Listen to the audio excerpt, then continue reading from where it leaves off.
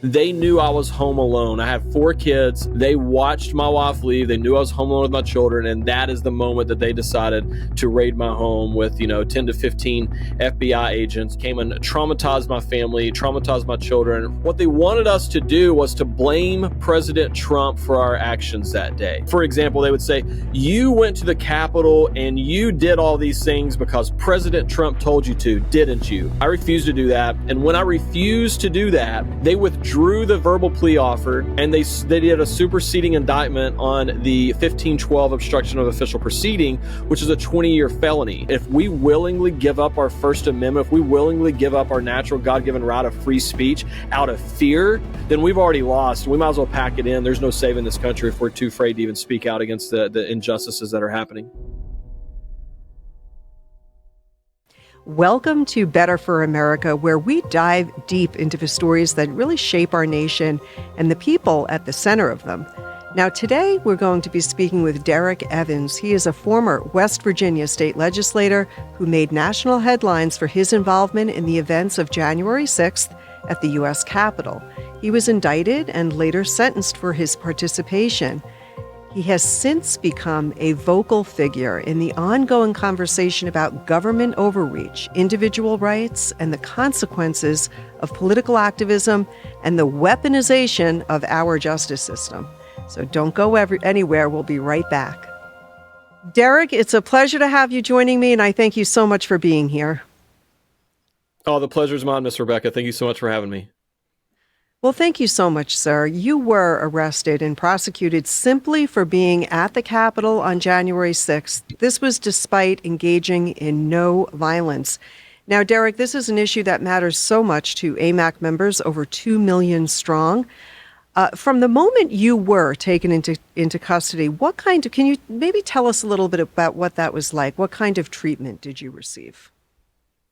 Yeah, so for me, mine's a little bit more unique than most people because I was one of the very first people arrested for January 6th. I was actually arrested on January 8th, 2 days later, mainly because I was an elected official and they wanted to get their hands on me, if you will. They didn't really fully understand what they were going to do with January 6th political prisoners at the point. All they knew was they had to get their hands on somebody. At the time, I was the only elected Republican they could get their hands on.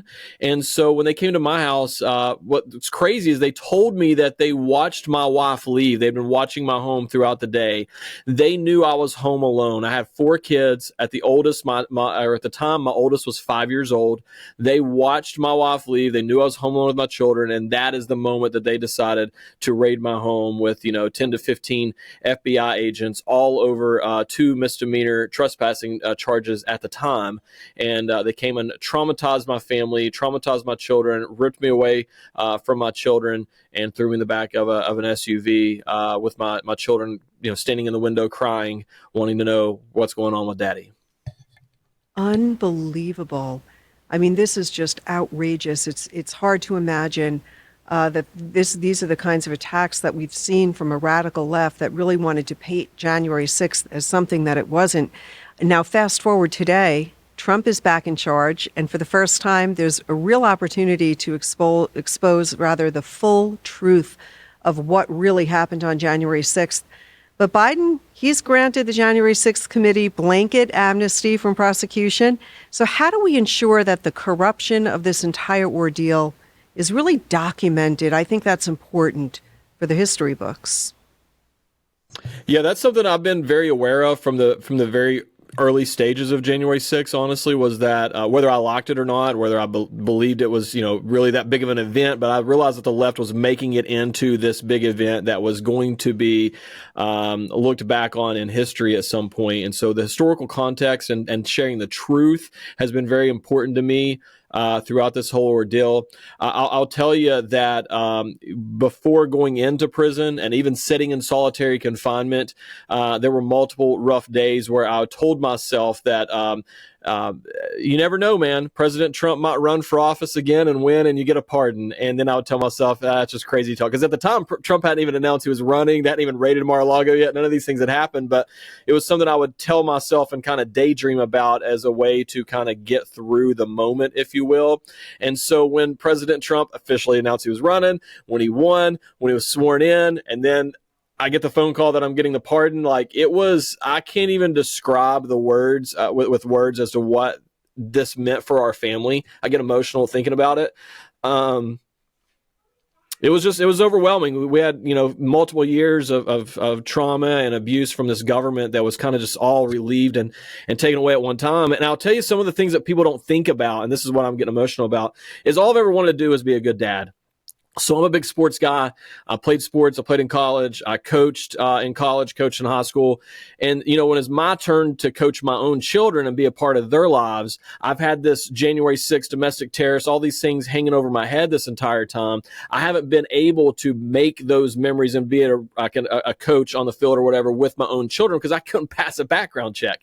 And it was one of those things that after getting the pardon, just talking with my wife one day, and I was like, that's when I realized, like, oh my gosh, like I'm going to be able to, be that dad to my children again. And these are the things that's outside of necessarily the headlines that people don't think about in terms of the far-reaching impact that January 6th has had on so many families. This is going to be a generational impact at this point. We've had several January 6th political prisoners who unfortunately committed suicide from the bullying of the government. We've had multiple who lost their homes. We've got multiple elderly people who, were retired, living in a home that was paid off, and they decided to take out a mortgage on their home to help their son or their child or their grandchild pay for legal fees. And now here they are, it's supposed to be in the golden years of their life, spoiling the grandchildren and traveling, and now they're not able to do that because they were trying to, they spent all the money and everything that they had in order to try to keep their family member out of years and decades of going to prison. So this has got far-reaching impact right now that is so much bigger than like a simple pardon has brought to us. So, just when you describe all of this, your children in the home watching these, dozen or more federal agents raid your home, come in, take you out, and all along that you were peacefully protesting, that you did exactly what most all Americans would do, and that is peacefully march.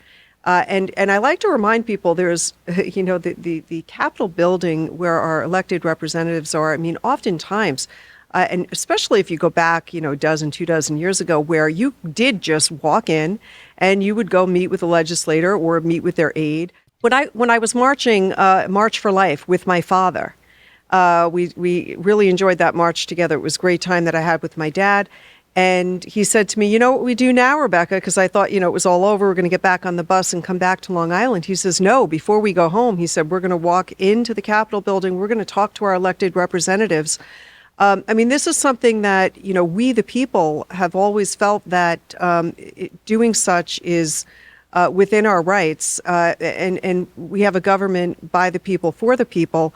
It seems that what happened on January 6th, and we know more of this today to be true, that there was really an intentional setup, if you will. Many people say that the doors were wide open, they were escorted in, they were invited in, they walked right past police officers. So now here you understand all along, when federal agents come to your door, you know that you were there peacefully. I mean, how do you reconcile the type of punishment and the way that you were attacked against what really happened and come out so triumphant and grateful and with such a wonderful attitude towards your future? Because not everybody could carry that burden, like you said, from the bullying of the government.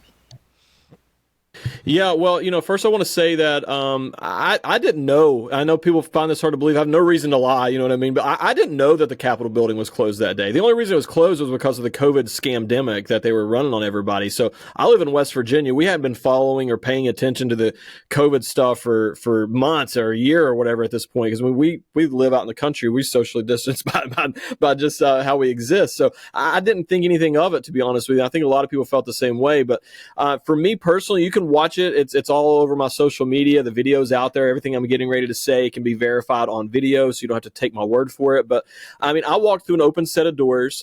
I saw a police officer when I walked through the doors. I went straight to that police officer, 10, 15 foot away, went straight over to the police officer. It's all on video. I said, "Thank you for your service, sir. God bless you. Nobody means any harm or anything." And the police officer gives me a friendly fist bump on video, and I walk on into the Capitol Rotunda area. I was in there for roughly 10 minutes. I turned around, realized there was nothing really going on, walked back out. I thanked the police officer again and walked out the same set of doors I had entered. And because of that, and then I was all over the media because, I was an elected official. So I live streamed everything I did that day on Facebook. So that's how it kind of got out there so quickly, because I didn't think it was that big of a deal. I thought at worst I would maybe get a $50 citation like the people who pounded on the doors during the Kavanaugh hearings. That's what they got, was a $50 citation. So I was like, okay, I'm willing to pay a $50 fine, if you will, to exercise my freedom of speech. I think it's wrong, but I'll pay that. It's no big deal. I never in my wildest dreams imagined the FBI coming to my home and facing 24 years in prison before terrorist enhancements. I never expected all of those things to happen, and it was just shocking, to say the least. And how long were you in jail, in prison? So I'm so fortunate compared to so many others. I mean, I really am. It costs us a lot of money, obviously, but I had an 18-month legal battle, and so for me, I was originally arrested on 2 misdemeanor charges. Then they came back like a month later, added 2 more misdemeanor charges. Pretty much every January 6th defendant had 4 basic misdemeanors no matter what. And then they offered me a verbal plea deal. They said, choose your misdemeanor and we'll drop all the other charges. And this is in the early stages of this. This is an early 20. Nobody's taken a plea deal at this moment. Nobody's done anything like that. Once again, I was one of the first people arrested. And I said, I want to see this in writing because I don't trust these people. I don't know anything about them. I want to see whatever it is that they're offering. I want to see this in writing. And long story short, what they wanted me to do, and this is not unique to me, this is all the January 6th political prisoners, what they wanted us to do was to blame President Trump for our actions that day.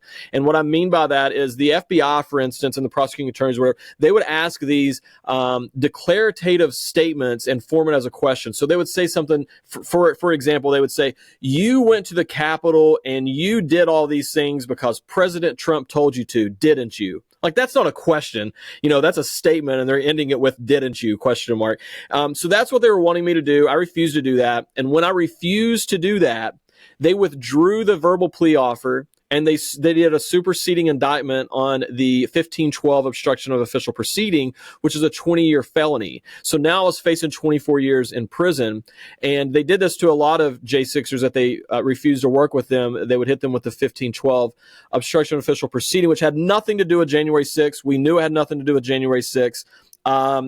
I was confident that the Supreme Court would overturn this at some point, but I didn't know how long that was going to take. For the record, the Supreme Court did overturn this in, I believe it was October of last year in 2024, that they overturned that and said that the 1512 doesn't apply to January 6th. And the government knew this, but to put this in perspective, they use that as a metaphorical gun to the head of the January 6th political prisoners to get you to plead guilty to something else. So in addition to the 24 years I was now facing in prison, 20 of it because of this charge that had nothing to do with January 6th, they then said, we can also add terrorist enhancements, which will now take you to roughly 40 years in prison.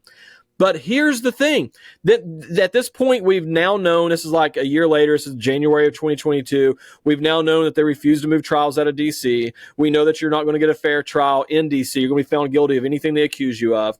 And then they come and they say, and you're bankrupt almost at this point. And then they come in and say, here, you can have this plea offer, and now you're going to face 0 to 6 months in prison. So that's what I did. I took the felony civil disorder charge for civil disorder and got sentenced to 3 months in prison. And I did roughly, I think, around 10 days of that in solitary confinement because I refused the COVID vaccine while they were holding me hostage in the prison. Unbelievable, Derrick. Unbelievable. So not only are you facing political persecution, you're being ripped away from your family and your young children. You're being sort of manipulated, if you will, to go along with a narrative that they want you to go along with, sort of carrot and a stick type thing. You're facing bankruptcy, knowing that if you stay true to, sticking with your the truth ultimately, why you were there, and without pinning it on Donald Trump or anyone else for that matter. And you don't know what the future holds. You don't know if Joe Biden's going to be reelected into office. You don't know what's happening. I mean, I call that real courage. They say that courage is really how you act after something very difficult. You're faced with a difficult situation. You're sort of looking down the pit, and it's how you react in those situations. And you are a true ideal person for, if we want to say what does courage look like, I say everybody needs to look at Derrick Evans, because you certainly embody that. And it is quite remarkable that that you were able to, you represented so many people who were there, others who they just didn't go after. But for every one of you, there were dozens of other people, hundreds of other people that were there peacefully protesting. So we've got to ensure that this kind of corruption doesn't happen again. And I'm just so thankful. I thank God that we have Donald J. Trump as our president of the United States of America, and a lot of good leaders supporting him. But what I find you're not kidding. Yeah, right. I mean, what would the world look like had it gone a different direction? And so I am just so thankful to God, very much so. I mean, I would say that this is certainly prosecutorial misconduct at its greatest. In your view, have you seen other misconduct coming out of the Biden Department of Justice? What other egregious acts have you heard of or seen? Americans need to know just how far this government has gone and was willing to really crush their political opposition. Well, to put this in perspective, just to how evil these people are. So we have a saying in the January 6th community that the process is the punishment. Like the prison is bad, don't get me wrong, obviously, but like the entire process is a punishment from beginning to end. That's their goal. And so when President Trump won in November and everybody knew that he was going to be issuing pardons, the DOJ continued to traumatize and arrest January 6 peaceful protesters, and even put out a statement and said, we know they're going to get pardoned, but we want them to go through this process anyways. So that's how evil the illegitimate Biden regime really is and was. And then not only that, it's just so much bigger than just January 6. They also came after parents who spoke out at school board meetings. They went after the pro-life protesters who were praying outside of abortion clinics. The guy who made memes on social media about Hillary Clinton went to prison. I mean, so they were really ramping this up. I believe that January 6th was kind of their little test to see how much the American people were going to put up with and allow them to do. And I believe that their long-term goal was, and probably still is, to target every conservative, especially every Christian in this country. That's what I believe is happening right now. And that's why when I got out of prison and I kind of went on a tour around the country, speaking out at different events, and just wanted to share my story to remind everybody of the corruption within the government, the weaponization of government, but more importantly, what their goal was surrounding January 6th was to put fear, to use me and all the others as examples, to put fear into the American people. They wanted to say, sit down, shut up, accept the tyranny you're living under, or this is what's going to happen to you. And so part of my reason for traveling all over the country was just to show people, like, I'm just an average guy from southern West Virginia. I took one on the chin from the most powerful, corrupt government in the history of the world. I got up, I dusted my britches off. I'm still standing and I'm still fighting to save this country. And if I can do that, you can do that as well, because our rights do not come from the government. Our rights come from God, our creator. And the Constitution was written primarily to prevent the government from infringing on our natural God-given rights. And I'll end it with this. Our founding fathers were genius. They put the First Amendment first for a reason. It's the most powerful, peaceful way that we can redress our grievances with the government. If we willingly give up our First Amendment, if we willingly give up our natural God-given right of free speech out of fear, then we've already lost. We might as well pack it in. There's no saving this country if we're too afraid to even speak out against the injustices that are happening. That is so well said, and just a great reminder that bad things can sometimes happen to good people, and you've got to stay true, and you've got to be brave and have the courage to stand up for what you believe in. I mean, when I heard about these elderly, grandmas that were peacefully praying outside of abortion clinics that were arrested, and thrown in prison. You think to yourself, what kind of evil goes after peaceful protesting? That is our First Amendment right. We have that right. But we have a corrupt, far radical left that seems to be okay with a lot of things, that, calling evil good and good evil. And I'm just so thankful that we see strong leadership today, and we continue to, elect those representatives who are going to represent the voices of the majority of we the people. And so that's what we're praying for. But Derrick, you said it. You've been through hell and back. You were targeted. You were arrested. You were treated like a criminal just for simply standing up for what you believe in. But you are still here and you're still fighting. So share with us a little bit. How do you plan to really rise from the ashes, so to speak, from this experience? And what do you have planned next? Well, I'll first say, in a weird way, I'm kind of thankful for the experience. God never puts you through anything more than what you can handle, if you will. And it's definitely got me closer to God. I tell everyone the closest I've ever been to God was sitting in solitary confinement. And I know it sounds really crazy to say that, but that's definitely the closest I've ever been to God. It's maybe a better husband and a better father. For example, the Super Bowl was on the other night. I don't really watch NFL anyways, but I usually watch that. And my kids were like, "Hey, we want to play the board game Sorry." And I was sitting there and I thought about it. And I was like, you know what? When I was in solitary confinement, I didn't miss anything sports related. I was missing my kids, and so I didn't even turn on the TV. I sat there and played the board game Sorry, which I won, by the way. But so it just made me a better person overall in terms of being thankful for the things that probably most people take for granted, as well as myself beforehand on a regular basis, such as feeling the wind, seeing the sun, seeing stars. Those things were all taken away from me when I was in prison, and those are things that I cherish now. When I walk outside and look up and I see the stars at night, I'm instantly thankful in a way that I can't even express into words, to be honest with you. But yeah, I mean, look, I'm still fighting to try to save this country right now. I was in politics before January 6th. I'm the only elected Republican in the entire country who had the courage to go stand with the American people that day and got thrown in prison for doing so. And so now I'm gonna throw my hat in the ring and run for U.S. Senate here in West Virginia. We got a rhino who's representing us, and I'm gonna try to dethrone her, if you will, and go back to the Capitol as an elected member of the U.S. Senate. That's my plan right now. But we'll see what God has in store.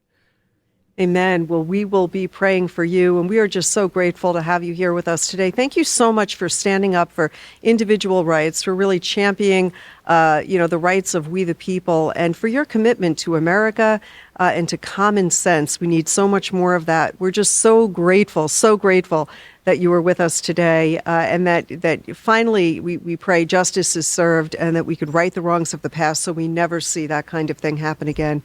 Derrick Evans, how can people follow you on your social media handle? Absolutely. You can go to my website. It's evans4wv.com. It's either FOR or the number 4. We own both domains. So evans4wv.com. You can also find me on X, True Social, Getter, Facebook, you name it. We're pretty much everywhere. I'm super active on X. It's just, I don't know what the handle is. I've been banned so many times on different platforms. They're all a little bit different now, but over the years. But I think if you search Derrick Evans for WV or something like that, it should pop up there on X. I should know that by now, but I don't know the exact handle. That's great. We'll definitely put a link down here in the bio. Definitely check him out, follow him. We wish you the very best of luck, and we look forward to having you back with us again, perhaps as Senator Evans. That's what we'll pray for. Thank you again so much for being with us today. And to all of you out there listening, thank you for tuning in. Be sure to tell your friends and family all about AMAC. We are the fastest growing conservative 50-plus organization in America. Don't go to the woke you-know-who. Stick with AMAC. We're here fighting for you on Capitol Hill and in your state. Visit amac.us to join or renew your membership with AMAC. Until next time, have a blessed day, everyone. Bye-bye now. The Association of Mature American Citizens is the conservative voice for Americans 50 and older. AMAC is fighting for the values that you hold dear. Join today. Together, we can right the course of America.